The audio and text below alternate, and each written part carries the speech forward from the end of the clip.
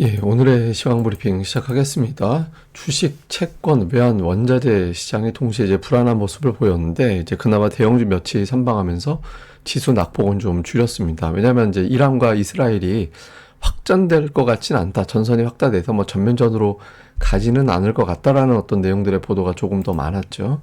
그렇지만 이제 환율이 올라가다 보니까 초반에 환율 상승에 대형주들 중심으로 이제 매도가 좀 많이 나오기도 했었는데, 지금 환율이 완전히 안정됐다라고 보긴 어렵거든요. 그래서 당분간 대형주 쪽에 수급은 상당히 좀 불안정할 가능성이 높다, 이렇게 봐야겠습니다.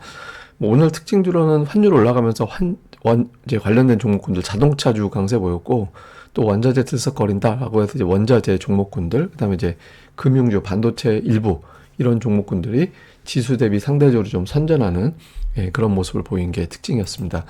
우선 오늘 중동 관련된 뉴스가 계속 장중에 나왔는데, 뭐 개장 전부터도 나왔죠. 일단 이란 쪽에서는 이스라엘이 반격하지 않으면 추가적으로 공격하지 않을 거다, 뭐 이렇게 이야기를 했고, 바이든은 지금 이제 이스라엘을 계속 말리고 있죠. 그러니까 이 정도면 이긴 거다라고 하면서 이제 반격하지 말아라. 왜 이긴 거라고 얘기하냐면, 이것저것 막 폭격을 했는데 거의 떨어진 게 별로 없었거든요. 그러니까 뭐 말로는 99% 막아냈다, 뭐 이런 보도도 있었잖아요. 그래서 이런 것들 때문에 이 정도면 그냥 이긴 거니까 반격하지 말고 뭐 그냥 제재만 하자, 뭐 이런 식으로 좀 태도를 보였고, 네타냐후가 바이든하고 통화하고 나서 이란을 보복하려고, 원래 15일 정도에 이제 오늘이죠, 바로 이제 보복할 거다라는 보도가 있었는데 이런 계획을 철회했다더라, 그러니까 이런 보도가 나왔습니다. 그래서 이게 확산되지는 않을 거구나라는 이제 우려가 좀 덜어지면서 낙폭을 좀 줄이는 그런 움직임이 있었죠. 그리고 어제 이스라엘 증시가 플러스로 마감했잖아요.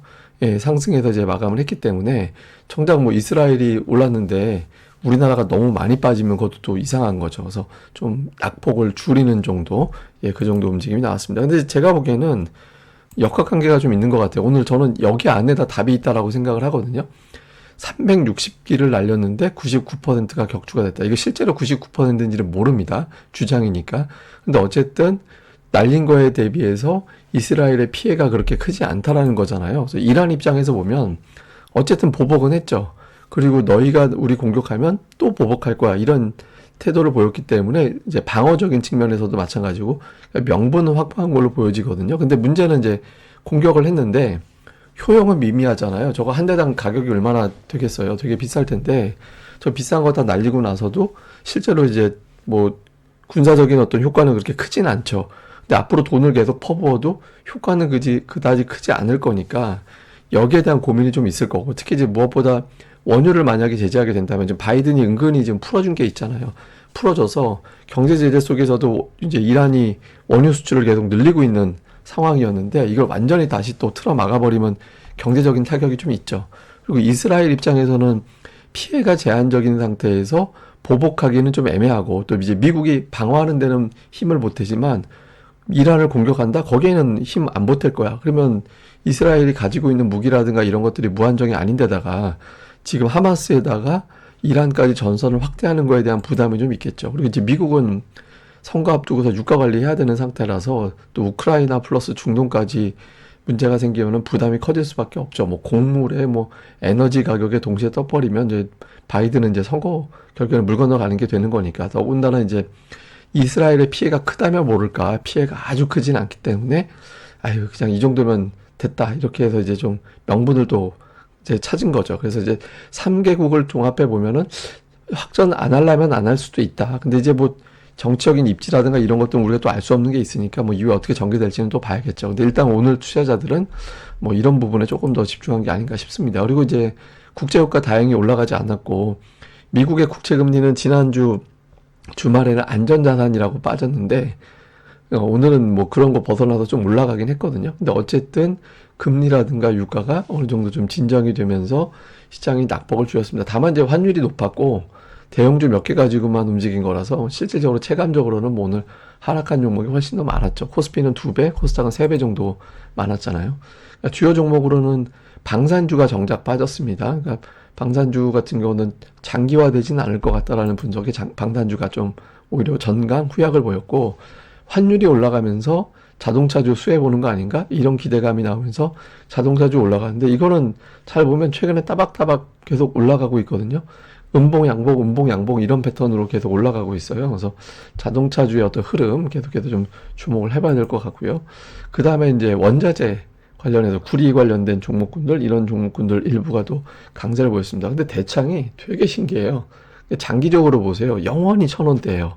뭐 가끔 가다가 막 몇천 원씩 올라갔다가도 결국에는 1,000원대로 다시 수렴하고 되게 특이한 종목입니다. 제가 몇십 년을 봐도 정신 차리고 항상 1,000원대 주가더라고요. 그 다음에 이제 반도체 쪽에서도 강세 보이는 종목군들이 선별적으로 있었죠. 그래서 DI, 그 싸이 아버지 회사가 이제 급등을 하면서 아버지의 지분 가치가 어마어마하게 높아지는 이제 그런 국면으로 가고 있는 것도 오늘 장의 특징주 중에 하나였습니다.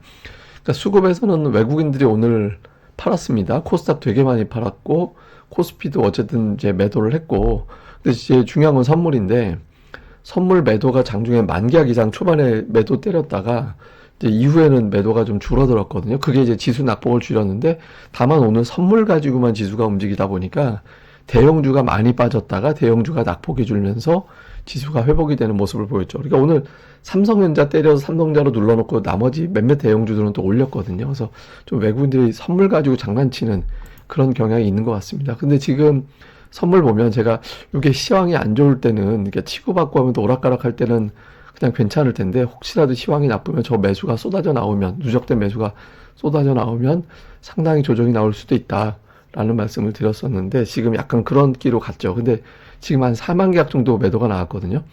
이쯤에서 작정하고 돌리면 매수로 돌릴 수 있어요. 근데 이렇게 갈 거냐, 아니면 여기서 마저 한 5, 6만 계약 때리면서 확 때릴 거냐, 그거는 이제 환율에 달려 있다라고 봐야 됩니다. 그래서 환율이 1,400원 넘어가는 순간이 되면 이제 선물 매도 쏟아져 나오면서 이제 더 크게 빠지는 거고, 환율이 오늘 고점 정도에서 막아진다라면 이제 역으로도 오히려 선물 매수가 들어오면서 지수가 한 100포인트 이상 올라갈 수 있고, 이런 기로점에 있다라고 봐야 되거든요. 그래서 환율이 중요한 것 같고요.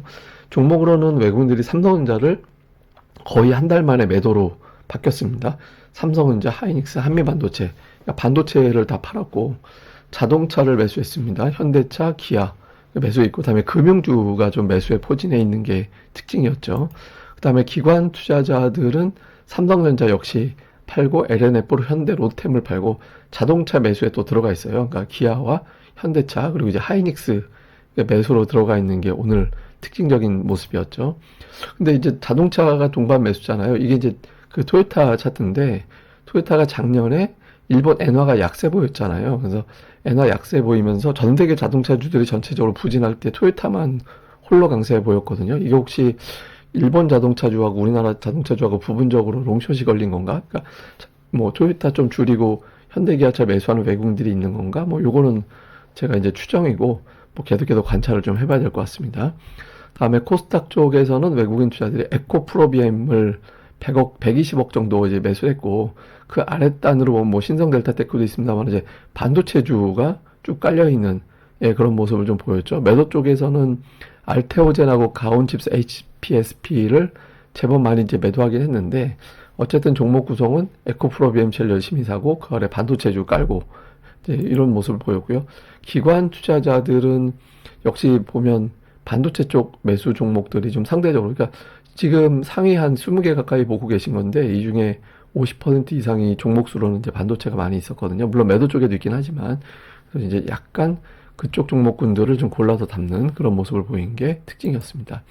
자, 요약을 해보면, 이란하고 이스라엘하고 군사적 대응은 일단은 이걸로 끝난 건가? 이런 분위기 만들어져서 관련된 재료의 반응 오늘로 끝, 뭐 이런 분위기도 나오고 있거든요. 그래서 이게 이제 우크라이나 러시아 시나리오냐, 이스라엘 하마스 시나리오냐, 이제 이 두 가지 보고 고민하는 거잖아요. 그러니까 만약에 이 러시아 우크라이나 시나리오로 가게 되면은 원자재 시장 건들면서 증시가 막 엄청나게 고전하는 그런 흐름이 나올 수 있겠죠. 그러니까 어쨌든 이제 군사적인 어떤 대응 관련된 보도가 어떻게 전개가 되는지가 중요하고, 그다음에 미증시는 4월 15일 이후에 좀 변화가 생기는 그런 움직임도 통계적으로는 있거든요. 그건 잠시 후에 제가 차트로 설명드리겠습니다. 그리고 환율이 지금 되게 안 좋거든요. 제가 금리 위치가 되게 안 좋다, 안 좋다라고 이제 말씀을 드렸잖아요. 그러니까 시장은 나쁘지 않을 때도 그때 금리 위치가 되게 안 좋아서 이게 좀 빨리 해결돼 주지 않으면 조금 변화가 될 것 같다, 이제 변수다, 이렇게 말씀드린 적이 있었는데, 지금 환율 위치가 이게 되게 어정쩡하거든요. 1350원, 60원 이상은 사실은 좀 오버한 환율로 봐요. 근데 지금 그걸 넘어서 1380원도 훌쩍 넘어 있잖아요. 그러니까 외국인들 입장에서는 엄청난 환차익을 기대해 볼 수 있는 구간이 될 수도 있고, 반대로 1400원을 넉넉하게 넘기는 상황이 생기면 굉장한 환 리스크가 생길 수 있거든요. 그래서 지금 1360원 초과한 거를 오버슈팅으로 보고 여기서 빠질 거냐. 앞서 제가 선물 보여드렸습니다만은 위아래로 150포인트 정도는 걸려있는 중요한 어떤 흐름, 단기적으로 좀 집중해서 봐야 될 것 같습니다. 그리고 뭐 특징주는 이제 앞서 말씀드렸던 뭐 이런 종목군들이 특징주로 이제 부각이 됐습니다. 자, 미국 4월 15일 제가 말씀드린 건 미국이 이제 최근에 14년 동안 통계를 보면 15일 정도까지는 조금 재미없다가 그 이후에 올라가는 경향이 있는데, 저게 왜 그러냐면 미국의 세금 신고 기간이 만기가 딱 되는 게 15일 전후거든요. 그래서 이게 딱 채워지고 나면 세금 관련된 주식시장의 매도가 일단락이 됩니다. 예, 그래서 그 이후에 이제 수급의 어떤 눌림 요인이 완화가 되면서 시장에 좀 반전하는 그런 경우가 이제 더러 좀 있거든요. 그래서 15일 이후에 이제 변하는 시장. 그럼 이제 미증시 오늘 이후부터 이제 바뀌어야 된다라는 논리가 되는 거라서 통계대로 실제로 가는지, 아니면 이런 통계 수급 무시할 정도로 이제 중독 문제가 좀 심각하게 작용이 되는 건지, 이거 좀 봐야 되겠고요. 또 하나 이제 환율인데, 환율은 제가 뭐 간단하게 원리적인 것만 설명드리면 10,000원짜리 종목이 있었고 환율이 1,000원이었다. 그럼 이 종목은 10달러면은 살 수 있잖아요. 근데 만약에 10,000원 그대로인데 환율이 2,000원으로 떠버리면 이 종목은 5달러가 됩니다. 그러니까 외국인들 입장에서는 우리나라는 똑같이 10,000원인데 환율이 이렇게 되면서 외국인들은 10달러 투자했는데 5달러가 되는 거잖아요. 그러니까 환율이 올라가면 외국인 투자자들은 한국이 불안해지는 거네. 그래서 불안해지면 지수가 빠질 수 있겠네. 그러면 선물을 매도를 칩니다. 그러니까 선물을 매도를 치면 선물 지수가 빠지고, 선물 지수 빠진다는 얘기는 지금이 2,700인데 2,600 이하로 가겠군. 그러면 대형주를 팔아서 이제 대비를 해야겠군. 이러면서 이제 기계가 매도를 쳐버리죠. 이렇게 되면 이제 지수가 떨어지는 그런 원리가 되는 거거든요. 그래서 환율이 올라가면 수급이 꼬입니다. 그래서 지금 이쯤에서 이제 개선되지 않으면 조금 골치 아플 수 있다. 오늘 같은 경우는 특이하게 삼성전자가 이제 환율 올라간 거 도맡아서 반영을 해버리고, 오후 들어서는 이제 선물 매도가 줄면서 나머지 대형주들이 좀 선전하는 그런 이제 움직임이 나왔거든요. 그러니까 지금 제가 오늘 대형주들 움직임 보니까 이제 가는 거 눌리는 거가 좀 구분됐잖아요. 그래서 선물 시장 변동성 가지고 장난을 좀 치려나 보다, 이렇게 느껴지더라고요. 그래서 당분간 이제 환율 동향, 이게 이제 어느 정도 정리가 되는지 좀 집중적으로 관찰해 보겠습니다. 네, 그리고 이제 계속 제 텔레그램 채널 문의하시는 분들이 이거 별거 아니고 그냥 여러 가지 분석 코멘트나 데이터 같은 거 보내드리는 거예요. 그래서 뭐 제가 무슨 거기서 뭐 리딩을 할 것도 아니고 엄청난 뭐 극비 X파일을 보내드리는 건 아니고 그냥 장중 시황, 각종 데이터 이런 것들 보내드리는 거는데, 채널은 그 SHM, STY, 시황맨 스토리. 예, 그거니까 혹시 텔레그램 하시는 분들은 저 주소 입력하시면 아마 입장이 되실 겁니다. 예, 그럼 또 오늘 하루 또 잘 보내시고요. 저는 다음에 뵙겠습니다. 이 방송 구독하기와 좋아요 꼭 부탁드립니다. 감사합니다.